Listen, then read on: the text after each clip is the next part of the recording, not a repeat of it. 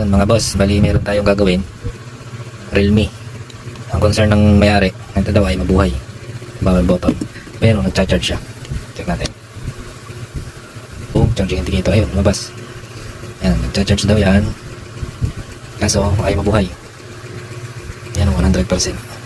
Pero pag pinipindot to, ayaw. Ayaw. So tingnan natin baka yung switch ng power button sa loob. Buksan ko muna. Alright. Yun, nabuksan na natin oh. So ito siya. Ito yung power button niya oh. Tingnan nyo naman kung ganong ka dirty. Super dirty. So tingnan natin. Tatarig natin linisan. Kung hindi na kaya, papalitan na natin siya ng buo. Itong buo na to. Okay. Yun mga boss, nagawa ko na.